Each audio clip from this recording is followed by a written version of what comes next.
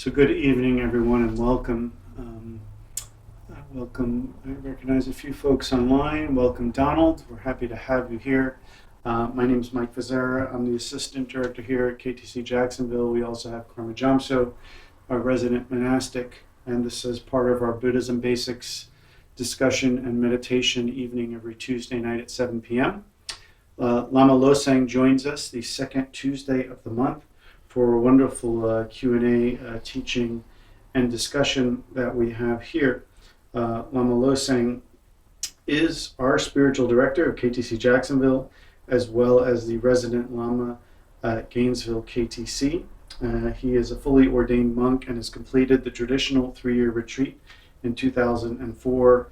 As well as being a Karma Kagyu lineage holder, he's an acupuncture physician, a Tai Chi teacher, and holds a PhD in psychology, as well as teaching and writing. We're currently studying his book on Saturday mornings during our Buddhist book discussion at 10 a.m. So Lama, thank you for being with us this evening, and feel free to take it away. I know we had some discussions, but if anyone has any questions for Lama tonight, you can put them in the chat or unmute yourself as well. So good evening, everyone. My pleasure to be here. Thank you for joining us. So what we usually do during this time, as Mike said, is we use this time to answer questions that you might have about your book reading or about your practice in general or other aspects. Many people are new to Buddhism, and there's a lot of things that may seem different or you don't understand. So this is a time to kind of clarify some of those things that you may have heard or are practicing, and to clarify that. So that is, you might think about those things, and you can put questions that you have in the chat, or just unmute yourself and you can ask the question directly, which is fine. But I think there were a couple of questions, and you want to just remind me, Mike, what came up from last week?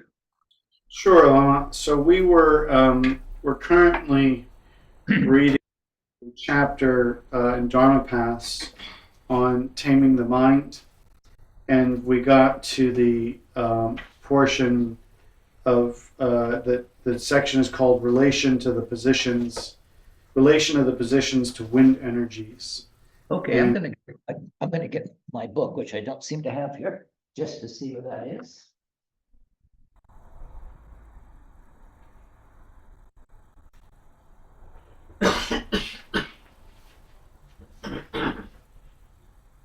Great, we can go over that. And what page is that? Do you have your book? Can you tell me what page that's found on, so I can have a reference to the context? Sure, it's page 84. 84, okay. And the question? So Kempo was talking about how the wind energies relate to meditation, and how if our wind energies are not balanced, can lead to sickness and distractions and whatnot. So that's the importance of our posture, and is very important. But we had one practitioner that had mentioned about the practice of directing the wind energies into the central channel. Now, it was Marian Jomso's kind of recommendation that this was a more advanced practice, but can you talk just a little bit about the wind energies and why this is advanced, or what we can Sure. benefit from knowing about this? So, I mean, this really came out of the talk about postures, the positions that one takes. Is that right? So the proper posture for meditation, includes 7 positions or 7 postures of the body. And this gives the body the correct and the most comfortable sitting position, conducive to meditative stability. So in the book, Dharma Paths, Kempo tells the instructions on meditation as found in the sutras. taught by the Buddha. And the positions, as you probably recall, are the first to sit comfortably on the floor, if you can, with your spine straight and the legs crossed. So we settle ourselves on a comfortable seat in a safe and quiet place where you'll not be disturbed. If you can, sit full lotus, also called Vajra posture, or half lotus posture. So in the full lotus, both feet are rest on the opposite thighs with the soles up. And if that is too difficult, you can sit in the half lotus posture and we'll rest one foot on the floor under the leg and bring the other foot up on the opposite thigh. Either position is fine, depending upon your level of flexibility and the rest of it. But that is the best. So you can keep the spine straight, and because it does influence the winds of the body. So you can sit on a small round meditation cushion called a zafu, which you have there at the center, placed on a zabuton. Often that's a larger square cushion on the floor. And alternatively, you can sit, on a rolled up pillow. You don't have to have a lot of fancy things, on a blanket or a large towel on the floor.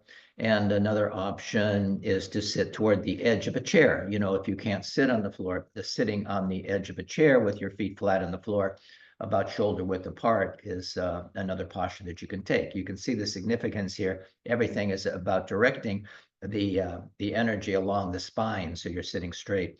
So then you bring your body to a position of uprightness and a feeling of straightness. If on the floor, sit on the front portion of your cushion with your hips and buttocks about 3 or 4 inches above the floor for the best alignment of your spine. So that is the purpose of the cushion, to keep your spine again straight. And over time, you'll find that these will create a very stable sitting position for you. They are referred to as the positions of indestructibility, giving the sense of being well-grounded, immovable. You're like a mountain. So that is the first. And we'll go, you want to go through all of them? I think it might be good, because the sitting posture is very important to the result, of your contemplation, or the result of the stability of your mind. And the next is, the second one would be to place your hands in one of 2 contemplative positions or gestures. You can place your hands palms down on your thighs above the knees. You probably read or heard that Khenpo Rinpoche would often say, place the thumb in the ring joint of the 4th finger, and then a gentle fist and that palm down on your knees. That is fine. I have a specific question about if you're trying to do a half lotus, or when I say trying, I say, a lot of times people's foot is not up at their waist. Their foot is resting kind of almost near the knee when you start. So where do you end? That's fine. It may be on your calf. That is fine. But the idea is to try to keep the spine straight. That's ultimately the situation. And people do yoga, the asanas, to keep their spine flexible and workable, and spinal twists and things like that, so you can sit for extended periods of time without discomfort.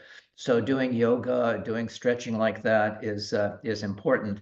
And you can practice, sitting on the floor cross-legged, and just kind of bring that foot up.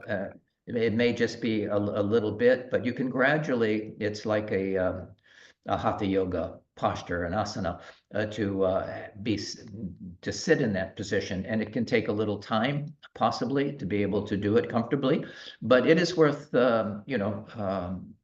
doing taking the time to keep those knees stretched out and to keep the spine straight, so you can sit again comfortably for extended periods of time. So did that answer the question? Yes, thank you. Okay, so there's that posture. And then also right hand and left, the thumbs gently touching and on your lap.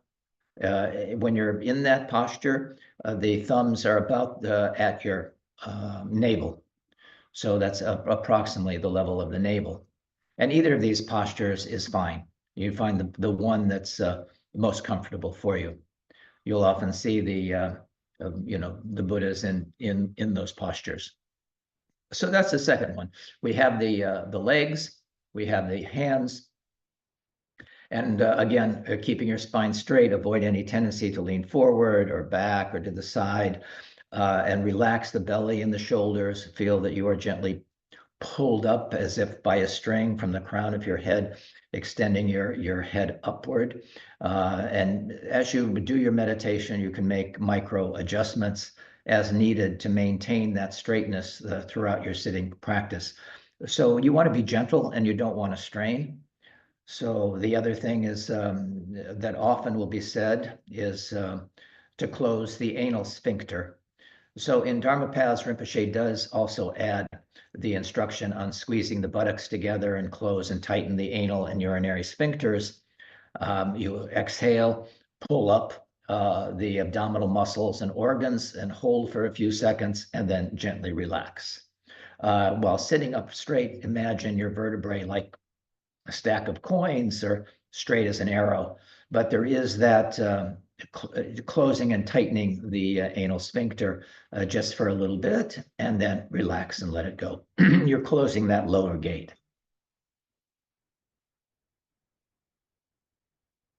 Maybe just undo that. Okay, sorry for that interruption.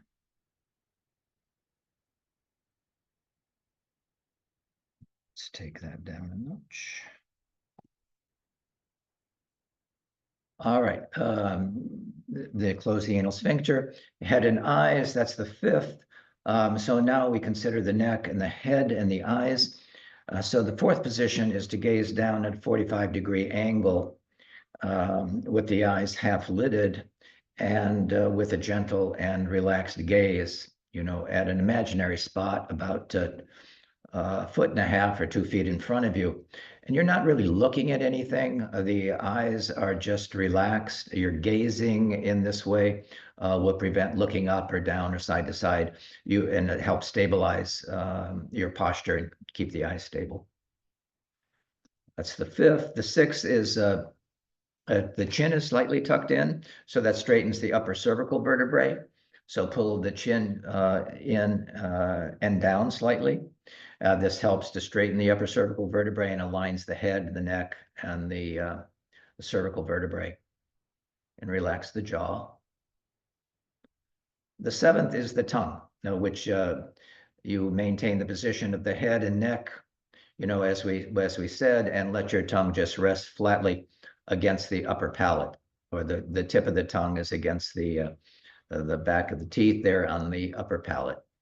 This keeps you from having to swallow your saliva, or prevents you from coughing, and avoiding such distractions during our meditation contributes to more tranquility of the mind. Then that is the outward benefit of this posture of having the tongue resting on the upper palate.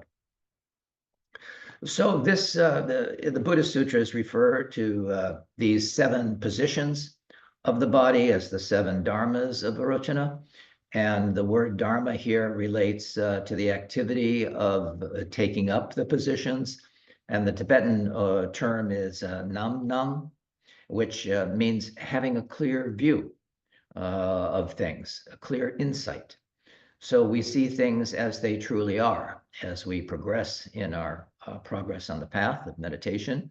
And these positions are referred to in this way because they contribute to our seeing the true nature of the mind. And for many centuries, these positions have been practiced and passed down as part of the unique heritage of the Karma Kagyu lineage.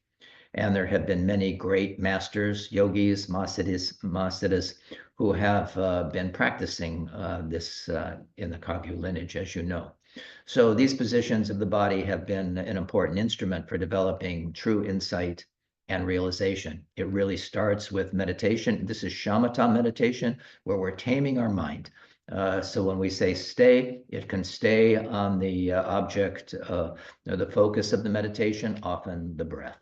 It can be an image of the Buddha, it can be a stick or a rock, it could be anything. But the idea here is to maintain the concentration, the focus. So for each of these positions that I mentioned have corresponding wind energies. So I mean, the question is, what about the winds? So these 7 positions are important because they help retain and enhance the wind energies of the body. And simply assuming these positions correctly without focusing the mind on any particular object of concentration will bring about a feeling of tranquility, harmony, openness, and receptivity just by the postures that we just talked about. For example, there are 3 positions of the body that contribute to retaining the wind energies that pervade the whole body. So these are bringing the gaze of the eyes down in front of us that I mentioned. The second one is sitting in the Vajra posture, or the Sattva, it's also called Sattva posture, and by putting the hands on the knees. These 3 postures correspond to the functioning of the all-pervasive wind energy in Tibetan medicine, corresponding to the water element. So each of these have a relationship to the elements, the 5 elements, and to the winds of the body. So the position of closing and tightening the anal sphincter that I mentioned and pulling the abdominal organs upward contributes to retaining the downward movements. I said you're closing the lower gate, so you're not exhausting that wind through the lower gates. And this further helps to tame the mind and develop tranquility and openness. This corresponds to the earth element. When I say you're stable, like a mountain, it's like that is the quality that goes with this posture. And the position of correcting any slouching, of the back and straightening and elongating the spine contributes to balancing our wind energy as associated with our metabolism. So this contributes to the tranquility of mind as well as physical health and well-being through the fire element, enhancing digestion and metabolism, which is associated with the fire element in Tibetan medicine. So, and finally, the 2 positions of placing the tongue against the upper palate and pulling the chin in and down slightly aligns the neck and contributes to retaining the upward moving wind and contributes to a calm, peaceful mind and is associated with the air element. So these 4 branch winds, when properly directed and cultivated, creates the conditions for physical health and well-being, as well as mental harmony, tranquility, openness, and peace of mind. And that is what Rinpoche was talking about with these positions of the body and how they relate to the winds of the body. Okay. And that's pretty much, right from the text. So is there any question about that?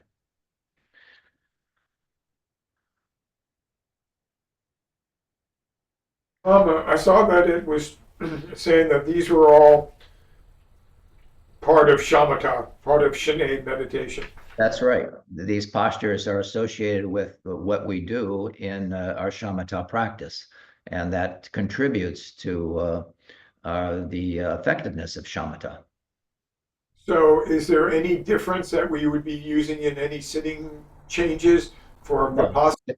no, it is the same. Sometimes you'll see a different posture for the hands, or depending upon what we're doing. But for shamatha and really for any meditation, these are to be followed. There may be there's some changes depending upon the particular practice, but in general, this is the fundamental posture for anything that you're doing. Thank you.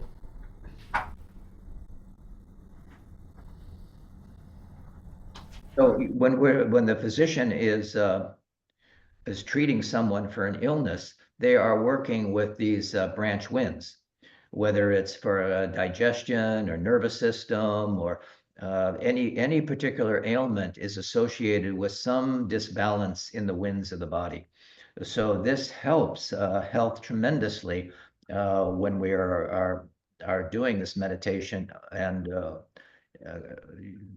correctly in these postures. It has many health benefits.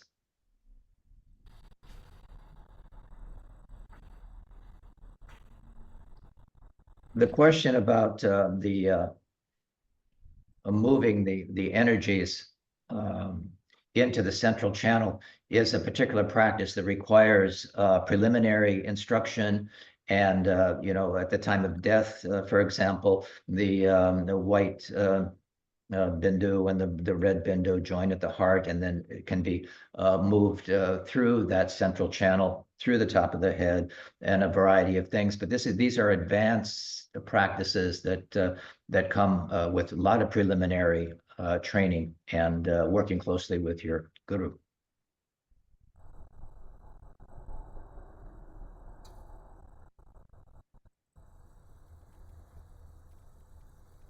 All right, anything else?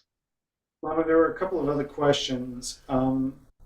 So following the breath in and out, and then following the breath all the way to the floor, um, when it's coming into your body, down into your chest, down into your navel, and then back out again, um, is the visualization supposed to feel more visceral? Was the question? You can just do it just with the visual. I mean, you may or may not feel it. It doesn't really matter, but you're following the breath in this way. On the in breath, you imagine the air entering through your nostrils and filling your body all the way down to the level of your navel. On the out breath, you imagine the air going out the nostrils and down to the level of the floor. So it's a visualization, basically. You may feel sensations, certainly. It can be very cleansing, and but it is the visualization that is being talked about here.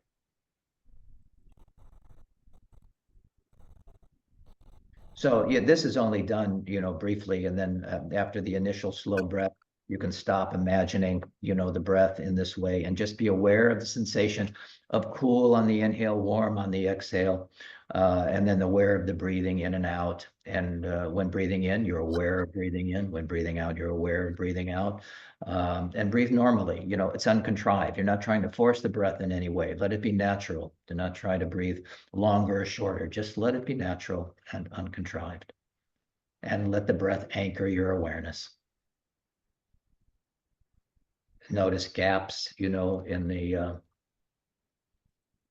you may notice, a place of no breath on the exhale before you take the next breath in. There may be a natural pause in the breath that before you take the next breath in. You just are aware of it. And you're not just, you're not following distracting thoughts. You're following the breath, which keeps your mind sharp and clear. And you keep focusing on the sensation of the breath, as this gives the mind, something to follow instead of the thoughts. We're distracting the mind, which is in a constant state of comparing, contrasting, analyzing, doing what the mind does, and giving it something to do. As Mingyur Rinpoche says, our monkey mind needs an activity. So we're giving it something to do. And when breathing in, you're aware of breathing in. And when breathing out, you're aware of breathing out. And when distracting thoughts arise, you can label it thinking, return back to the breath again. And you're observing without any judgment or without any kind of, expectation. You're just returning to the breath. Inevitably, you will be distracted from time to time. And something will take you away from your awareness. But noticing this distraction, as we say, is the first benefit that you'll experience in meditation. The busyness of the mind is something that has been going on, all your life. And when you notice that you are involved with a thought, just recognize it as thinking and go back to the sensation of the breath. And again, there's no judgment about the thoughts, no judgment or blaming yourself if your attention slips. We just continue to be mindful and follow the breath. Thoughts come and go. We can imagine them as clouds in a spacious sky. You know, our mind is like a vast sky, space, or a wave in the ocean. And we see this moment of arising and then letting it dissolve back into emptiness. So we return again and again to the sensation of breathing, letting the breath anchor our awareness. But we do have to remain mindful and vigilant in the beginning, you know, so we monitor ourselves not to be excessively relaxed or in torpor or excessively rigid, you know, just too uptight. And often I think Rinpoche talks about the idea of, you know, compared to a stringed instrument such as a lute or a guitar. If the strings are too loose, you are not stretched enough, there will be no sound. But if stretched too tight, you know, the strings will break. So we want our minds and bodies to be just right, not too loose, not too tight.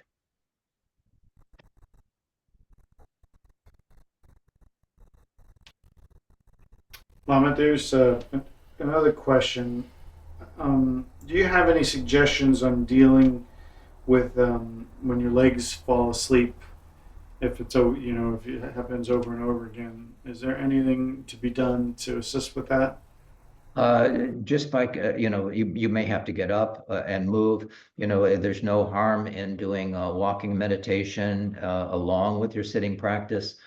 You know, we are used to being active, and to conjoin your awareness with walking, it's a little different than with the focusing the awareness on the breath. You're aware of your feet, you know, placing one foot down on the heel and then shifting the weight to that foot, pressing down 100% in that foot, bringing the rear leg forward. Doing walking meditation is something, but your body's not used to it. You know, particularly in the beginning, I can sit for a long period of time because I have done that over a long period of time. And so my body's used to sitting in that posture. So it does require maybe some becoming acquainted more and more with it, but keeping your bottom, you know, about 4 inches above your knees, and relaxing your hips, and we want your knees to be on the ground as well. So you really have to be, and men in particular have a lot of tension in the groin or hip area. And if you're not relaxed there, you're creating a tension and actually closing off some of that circulation. So it is a matter of becoming accustomed, you know, to the sitting practice. So that will improve with time. Thank you.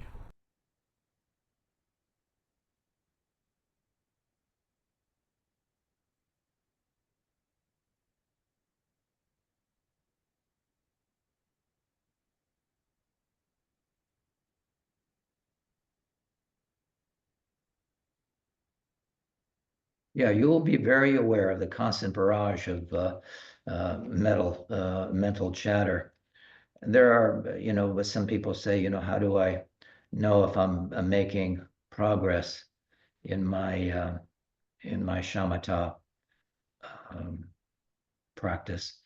And, you know, there are 4 stages that Rinpoche talks about, beginning with the water over the waterfall idea. And in the beginning, when we start our practice of shamatha, it can seem like we have more thoughts than ever.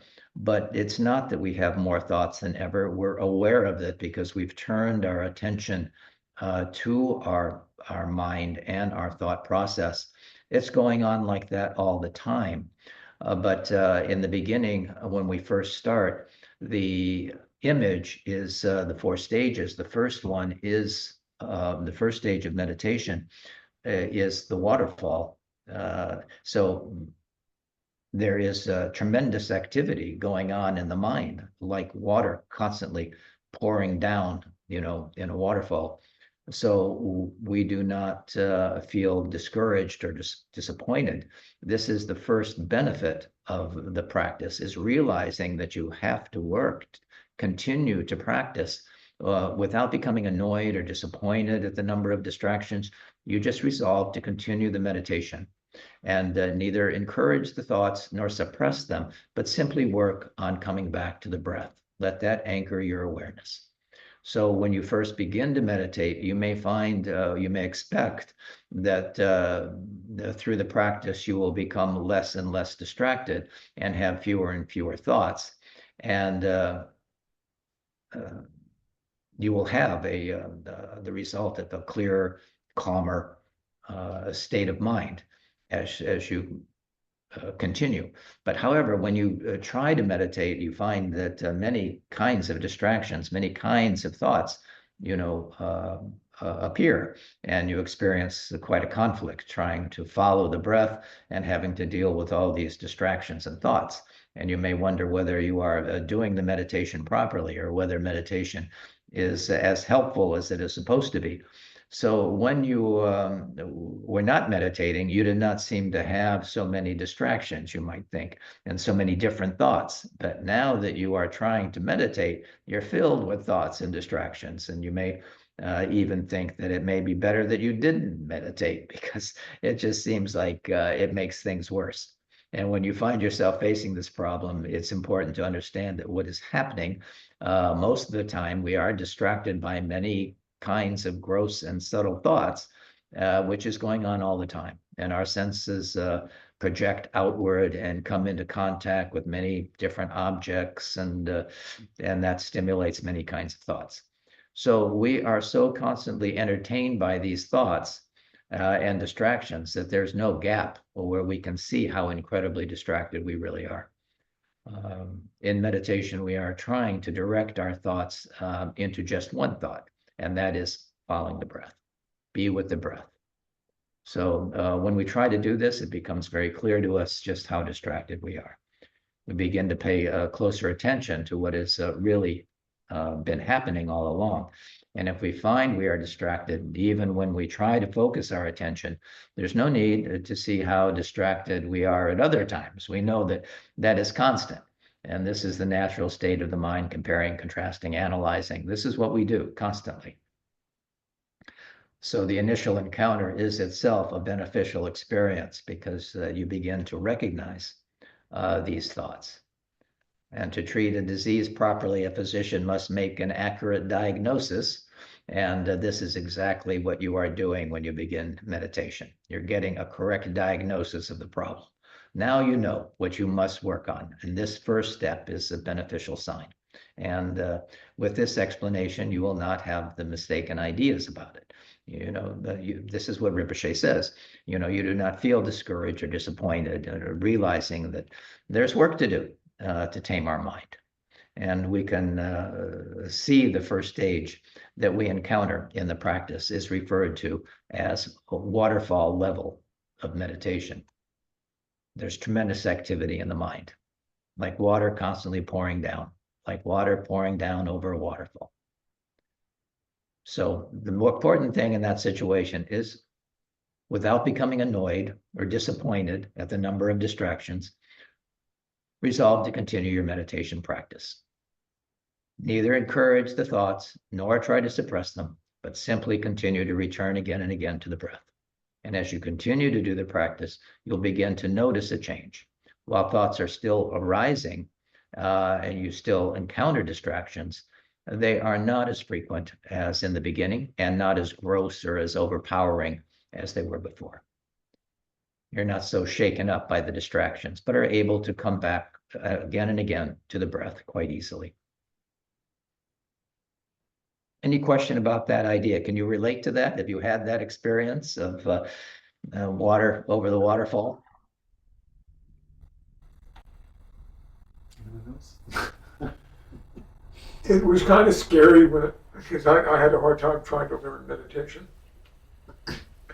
And then when I started, it was that waterfall effect. And it followed me everywhere. I could be at the grocery store in line, and I'm realizing all the thoughts I'm having.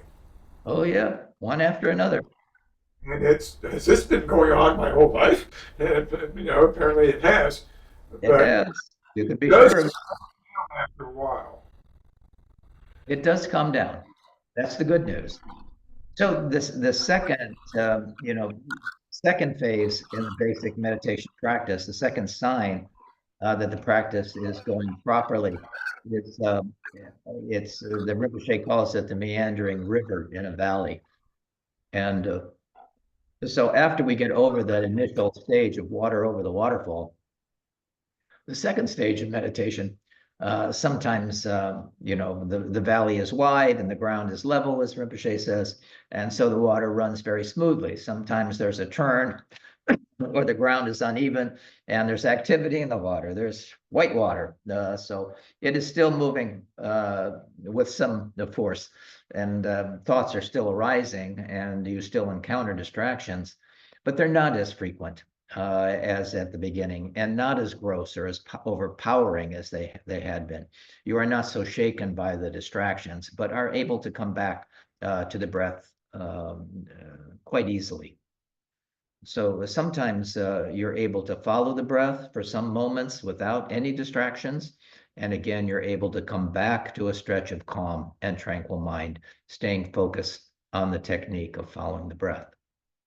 That's the second level, the meandering river.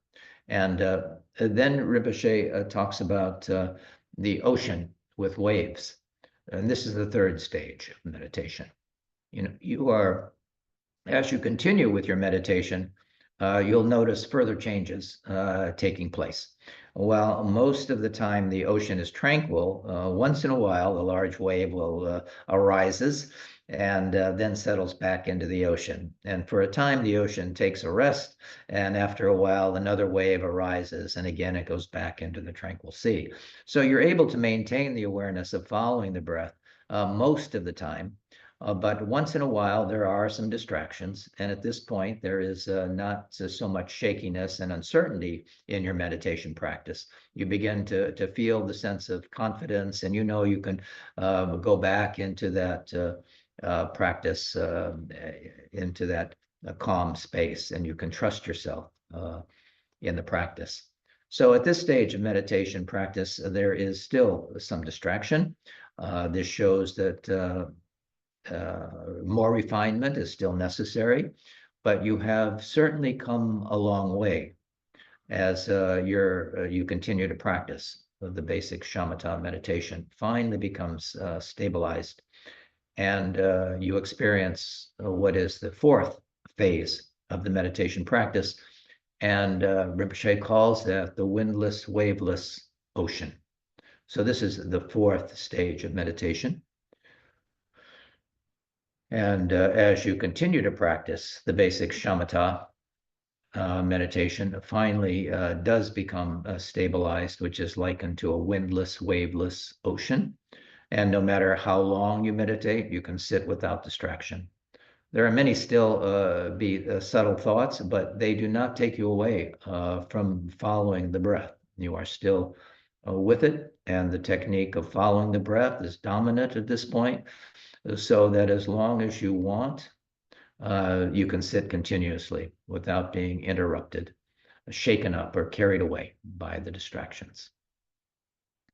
And so to reach this level, it does require consistent and diligent practice over a long period of time. This does not happen overnight, and you will be going through various stages of practice.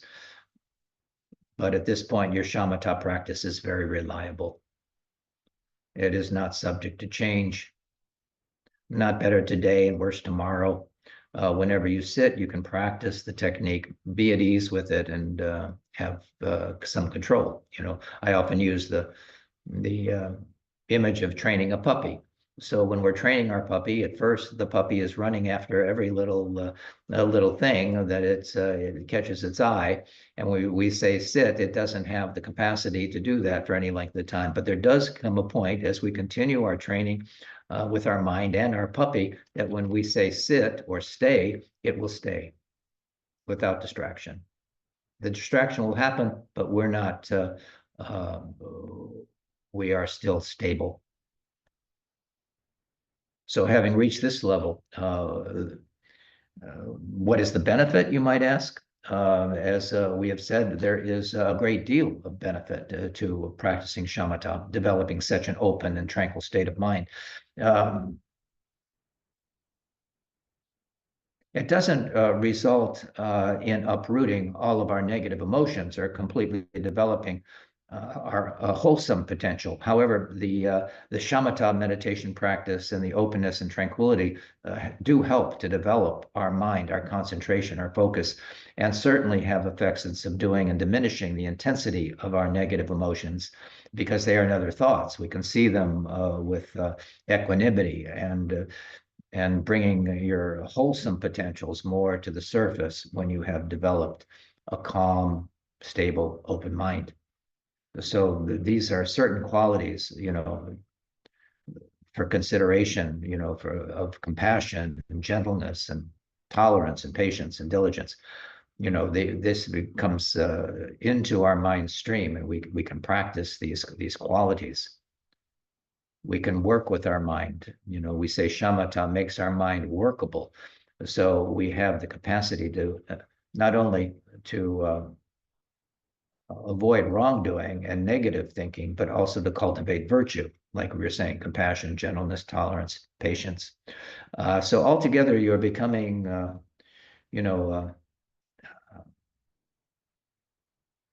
just clear, more present, and happier.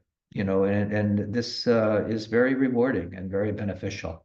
Your neurotic patterns, whatever they are, have less say in your life, and you're not overpowered by them. Your neurotic patterns, whatever they are, have a less say in your life.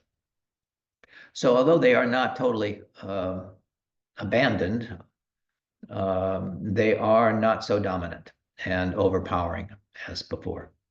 And we can face the situation in which you previously would have become very annoyed or frustrated or angry and aggressive, and you are now able to tolerate and absorb the situation instead of creating more conflict for yourself and others. So this comes not from trying to suppress or control your emotions, but from being more tolerant, being able to see the situation. And then we have real choice in our life. And it's just not a knee-jerk response. Something happens and we react. We actually can choose, what kind of a response we want to have. Sometimes the analogy for water is used for the nature of the water is to be clear. And if muddy water is stirred up, we can't see the clarity of the water, the beauty of the water. But the water is not usable and drinkable if there's dirt and mud in it. But when the water is not stirred or disturbed, the mud and dirt settle to the bottom, and the water looks clear on the surface. It becomes clear and is good, has good characteristics and the benefits of water, and it can serve a purpose, the purpose of water. So likewise, when the mind is disturbed, filled with anxiety, restlessness, irritation, it is useful neither to you when it's in that state of anxiety and irritation, to you nor to others, and we get into our negative kleshas or our habitual patterns. However, when the mind becomes calm and clear and stable through shamatha practice, it is very pleasant, for you, and very enjoyable for you and those around you. So in this way, meditation practice and the quality as you develop it through your meditation practice is very beneficial in your day-to-day life, and very beneficial to your further growth, enabling you to live your life in a sane and happy, joyful way. Does that make sense?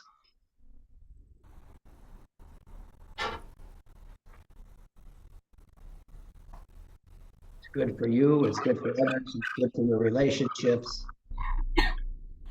Lama, I had some questions asked of me a couple of weeks ago, and I'd like to get your take on dealing with physical health issues like chronic pain. Start with dealing with chronic pain and how. What is the Buddhist approach? What are the is our meditative approach when dealing with chronic pain? Well, shamatha is certainly a good way to do that. So we can see the pain. We all want to be happy and we don't want to suffer. But our way of life, what we're doing, there's a reason for that pain. It serves some kind of a function. Sometimes every situation is different. What causes that pain for one person is not the same cause for someone else.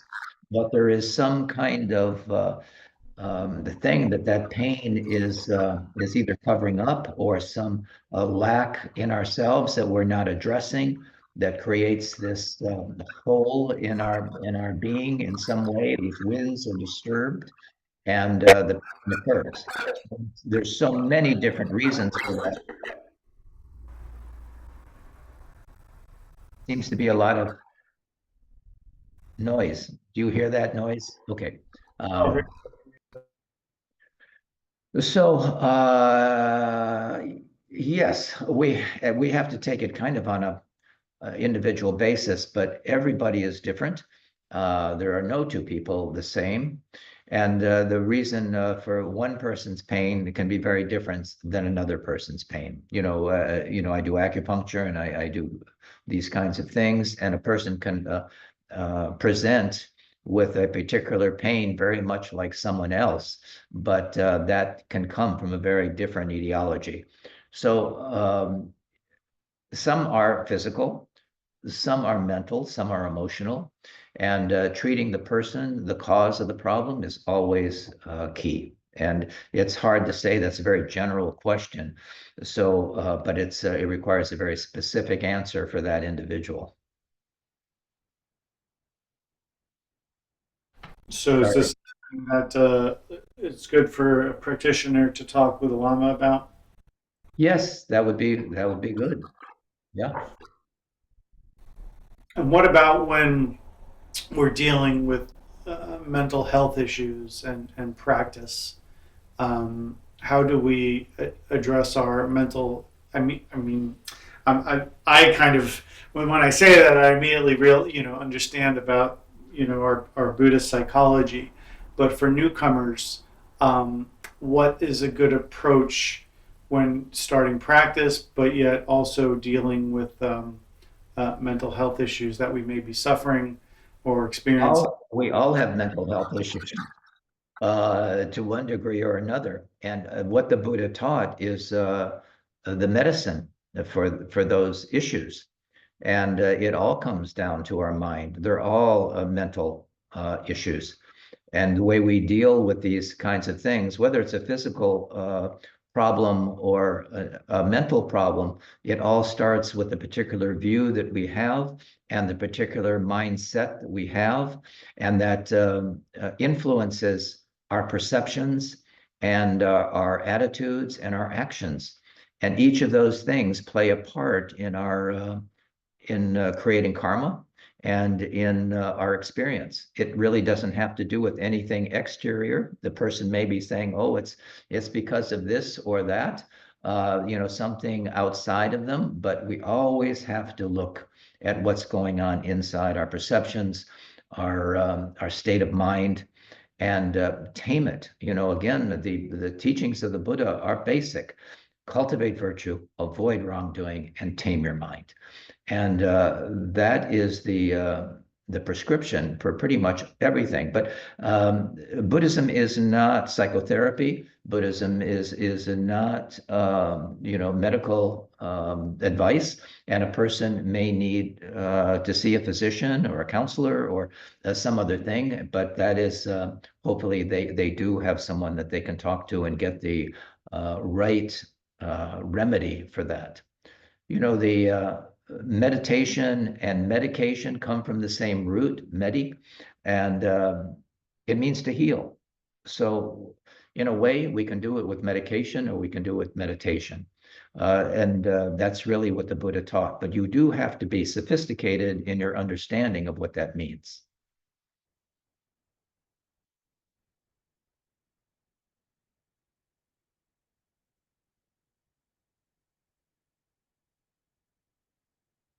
Does that make sense? It does, but can you elaborate a little bit when you say we have to be sophisticated in our understanding? Do you mean we have to dig a little bit deeper on the balance of We have to our? have the right view of the nature of our mind, the nature of reality, and the teachings of the Buddha. He first said, that if we just understand the Four Noble Truths, there is suffering. There's no doubt about that. We're not going to get rid of suffering in samsara, but there's a reason why we suffer, and it's our attachment. The degree of our suffering is the degree of our attachment to this personal self or to a variety of things. But the good news is the third noble truth is that there's a way out of that suffering. And the way out of that suffering, the fourth noble truth, is the Noble Eightfold Path. So, if we follow the teachings of the Buddha, who is also called the Supreme Physician for a reason, and can end our suffering, whether it's physical, mental, emotional, spiritual, then that's what I mean. You have to understand the remedy and take the medicine until we get the desired result. Whether it's a physical prescription that your doctor gave you, or you follow the prescription that the Buddha taught, we have to first of all start the path, and we have to take it to its end. The two faults for our practice is not starting, and the second one is not finishing. So that is what I mean by right view. You may think, oh, I've been doing this for years. Well, there may be a lot of karma or a lot of purification that needs to be done. And to have the guidance of a teacher to help you maximize this time. We are so fortunate to have these bodies at this time. We have the teachings of the Buddha available. We have teachers, who are teaching. And that is great good fortune. You've come in contact with the Dharma. That is the most critical thing. But now, what do you do with it? I mean, you may look at it as an interesting philosophy. It's interesting, it can be a distraction as well. Oh, I'm going to read this, I'm going to do this. But to understand what it is for and to put it to use in the proper way is essential.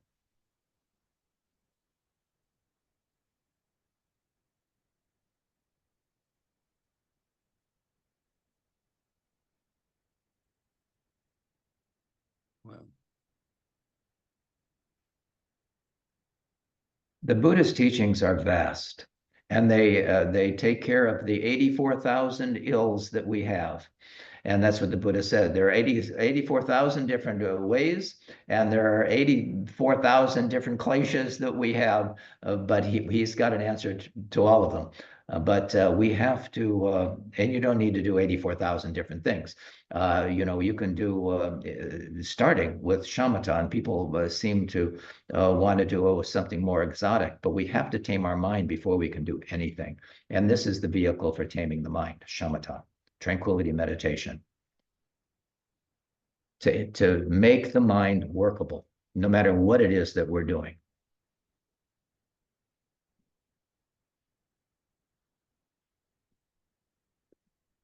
So those 4 stages that we went through, most people are in that water over the waterfall stage, and they can't see anything else except this barrage of thoughts that just keep pouring over the waterfall.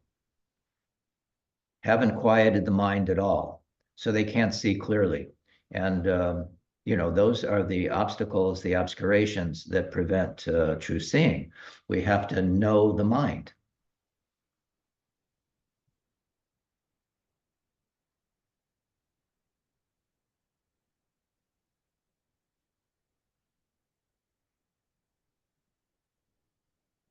What else? Any other questions? I'm sure you have questions out there. I have a question. Yes, please. How would you tie this to alcoholism and alcoholism? It's an avoidance, isn't it? I mean, there's some hole in your heart that you're trying to fill. And so, it can be drugs, alcohol, you name your poison, so to speak. And but something is not right in that kingdom of the mind. Gotcha. Yeah. I always enjoy listening to you. All right, well, good. Now we have to put it into practice as well. We hear it, we contemplate it, and then we practice. Gotcha. Yeah. Gotcha. Thank you. Yes.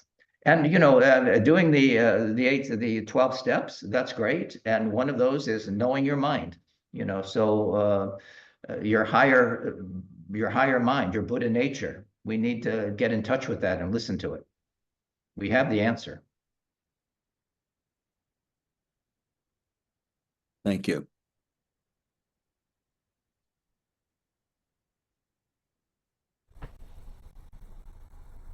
Yes, thanks for the question. Any other questions? Lama, I do have a question. How, as Buddhists, do we approach the idea when we are having pain inflicted upon us by someone else, or we're being persecuted for some reason? What is our approach in dealing with situations like that? It has nothing to do with the outside. No one can persecute you. No one can make you feel any way. We do that all by ourselves. So can you give me a specific example? Um, Really, I was thinking about people that are, actively being minorities, most vulnerable in our society, that are that get targeted by political waves and discrimination. When You you're still see people rising outside of that, but they have to change their view of the situation and not be affected by it. I know that's easy to say and more difficult to do, but your Buddha nature is complete in and of itself. And you may be told that you're a particular kind of way or influenced in a particular kind of way, but you have to embody that. You have to believe it. And it's just not true, that you're inferior or that you're lesser or that you can't do something. I mean, it is true that, if you're told that enough times, you may believe it, but that doesn't make it true. So we just really have to realize that we are Buddhists and that we have the total capacity to realize the nature of our mind, which is brilliant, omniscient, and completely stable. But we have been brainwashed in a particular kind of way to believe that someone outside of us can make us feel a particular kind of way. That is not true. You have to do that by yourself. You have to accept that. And it's like any gift. If someone presents you with this idea that you're inferior, if you take the gift, it's yours, but you don't have to. You don't have to take it. And that is really important to understand the difference. There is an external, and it's been happening since beginningless time. People have been persecuted, people have been denied their rights, people have been physically, mentally, emotionally, spiritually abused. But what happened in Tibet? The monks were killed or beaten, and their monasteries burned down, and there are monks who have said, I almost lost my bodhicitta as a result of that, but they did not. They still had loving kindness and compassion for the perpetrators. So I'm not saying it's easy, but you have to understand the truth of your nature, and that'll set you free. To make a long story short. I don't know if that answers your question completely, but it is not the outside thing that impacts you. It's your response to it. So we have to come back to our Buddha nature. Basically, we have to keep bringing it That's back. always a good thing to come back to.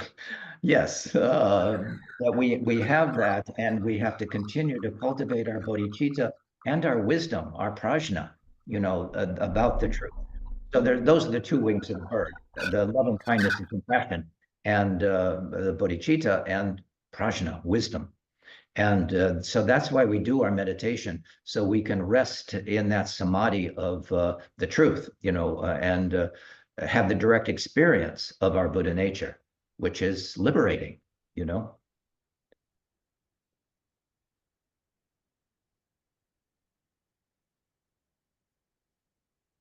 We have a choice on how we want to experience our life.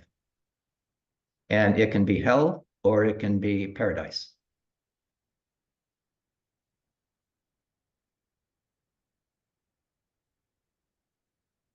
Um, Go ahead. I've been in chats regularly with a few faith leaders here in town.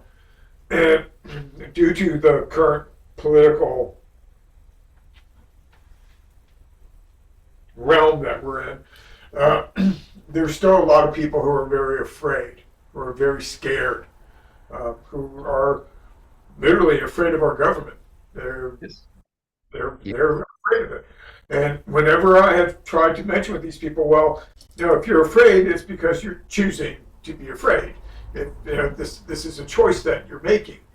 Uh, Maybe because I'm not used to dealing with Hammeramic faiths very often, but there seems to be this clinging to everything that happens externally.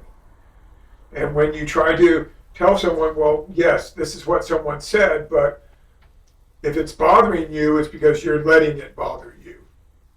If you get angry, it's because you're choosing to allow yourself to get angry. It's a choice. It's a choice we make.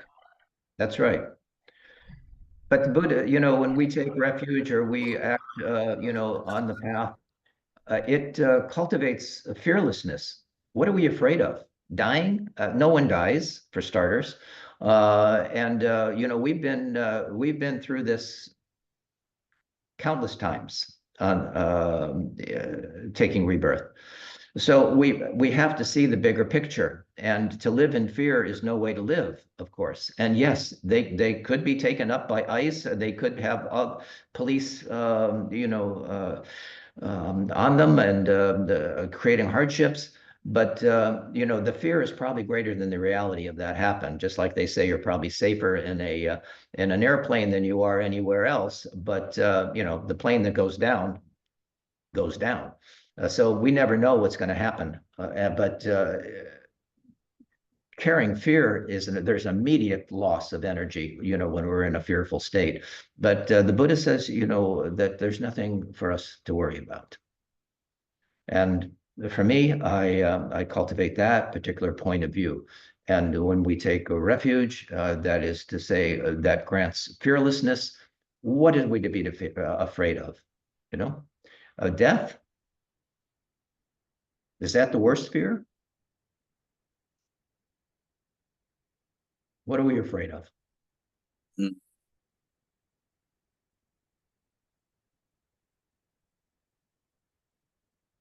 Live a good life now and you don't have to worry about death. But that is the point, is to cultivate virtue, avoid wrongdoing, and taming our mind. That will all end fear.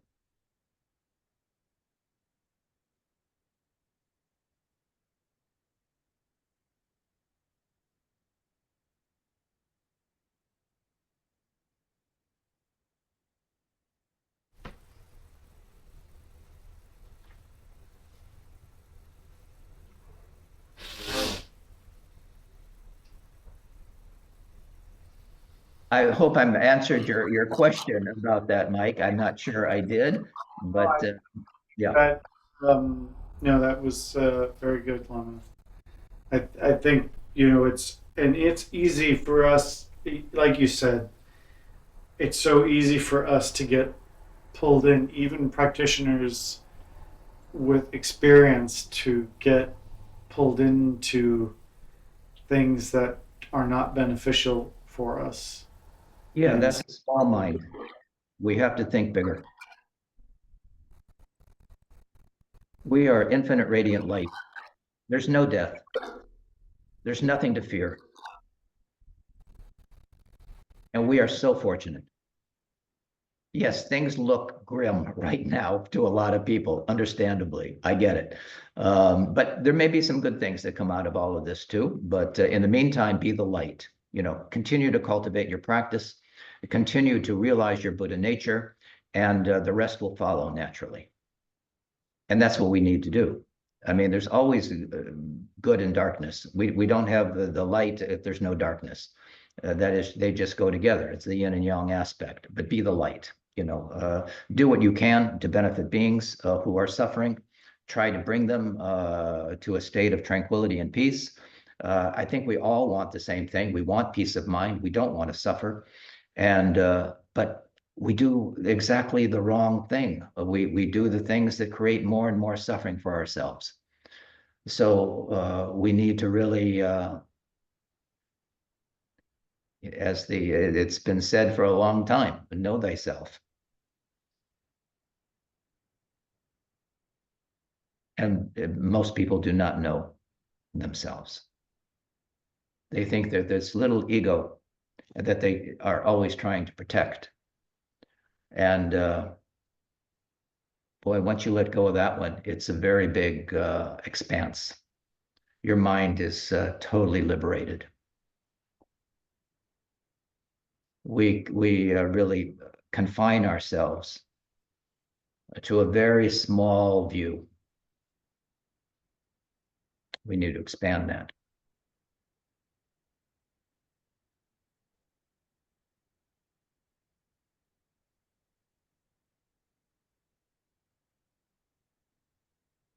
The teachings of the Buddha are vast, as I said, but so is your Buddha nature, which are the same. That Dharmakaya, the teachings of the Buddha, the realization of our true nature, that is liberating. That is when the Buddha said he's awake, he's awakened to his Buddha nature. He fears nothing.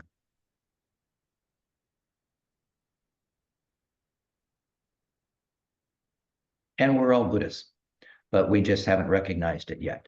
But we are on the path, and hopefully we will do that path diligently, with great vigor, because the world needs it. The Bodhisattva yana, the Bodhisattva ideal is needed now more than ever.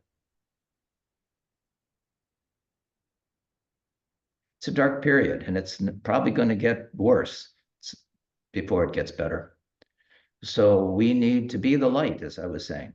We need to know who we are so we can help others who are drowning. And so afraid, as you say.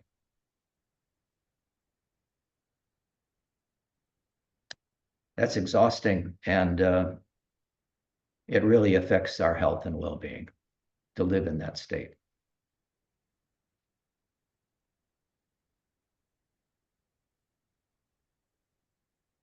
So we try to postpone it, we try to avoid it, whether it's alcohol or drugs or some other distraction, but that does not really satisfy, doesn't go to the core of the problem. It's really not knowing ourselves.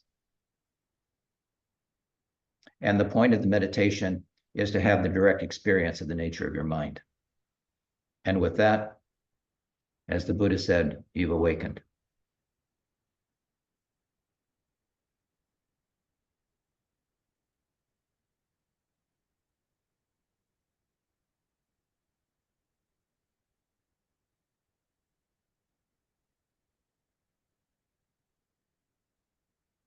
Other questions, comments?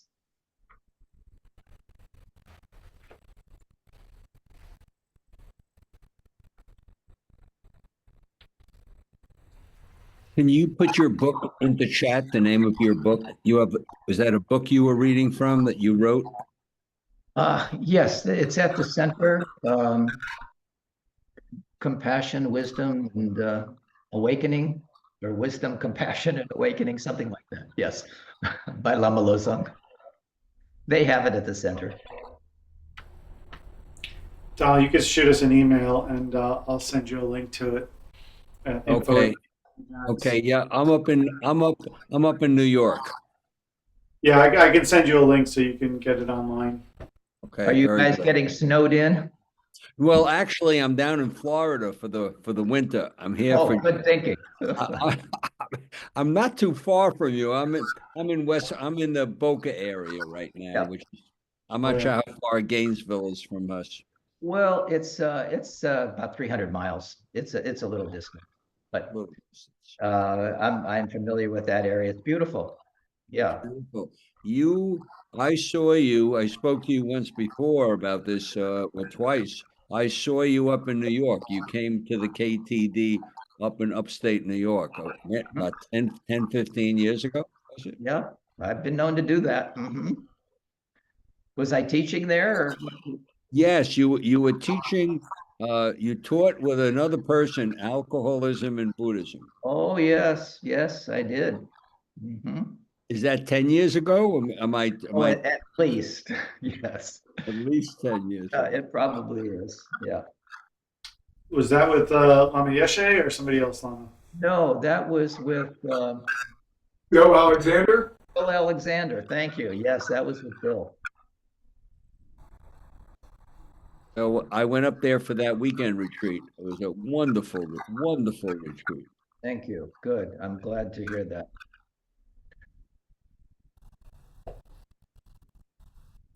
Well, that's what we're talking about. We were talking about it then and we're talking about it now too. Some things don't change. No, some things don't.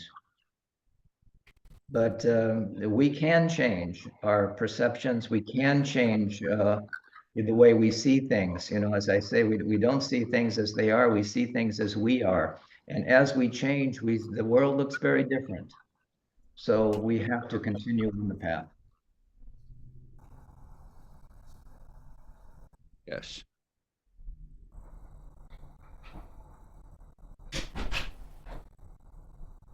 All right. Any other questions? If there's no questions, we can stop here if you like. Well, Lama, it's comforting to have teachers like yourself, especially in times of difficulty. And I hope that everyone that's listening, online or in person, realizes that Lama is available, for interviews and reach out when we're having, problems with our practice or problems with our lives and bringing our practice back to our lives. Yes. We have such great teachers like yourself and other wonderful teachers in our lineage that help us maintain our path. So, I do appreciate these Tuesday nights and the time that you spend with us. Well, we do have to, as I say, the key is to hear it, to study it, like you're doing. In the books, we have our teachers, Kempo Karta Rinpoche and Dharma Paths, to hear it, to listen to it, to, digest it, and then practice it. We have to put it into practice. Or it doesn't, it's not real if we don't do that. So make it real.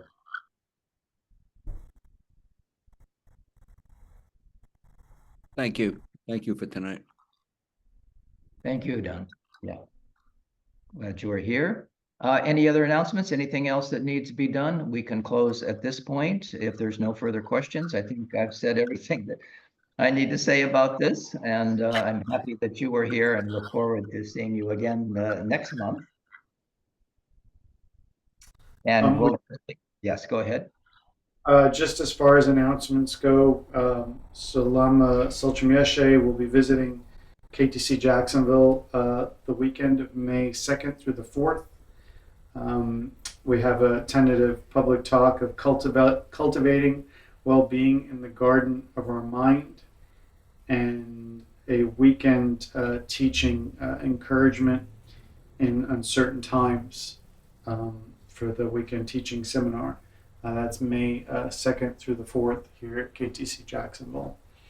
And then our regular practices. We are collecting for our rummage sale. So if you're starting your spring cleaning, please feel free to bring in items here to the center.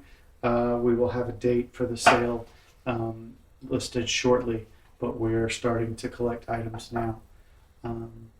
So that's all I have, Lama. Thank you so much. If you could maybe do a dedication of merit for us, Sure. that would be. We'll dedicate the merit. May all sentient beings be happy. May the lower realms be forever empty. May the prayers of all bodhisattvas abiding in any of the levels be fulfilled. May warfare, sickness, and famine be pacified. Karmapa, may your teachings, the heart of the Dharma, auspiciously ever flourish. May it bring good fortune, happiness, and peace. May pure conduct, merit, wealth, and prosperity increase. And may supreme good fortune and well-being continually arise in the hearts and minds of beings. We dedicate this merit for the benefit of all beings. Thank you, everyone. Have a great rest of your evening. See you next time. Thank you, Thank- Lama Losang. Have a Thank good you. night, everyone. Good night. Night.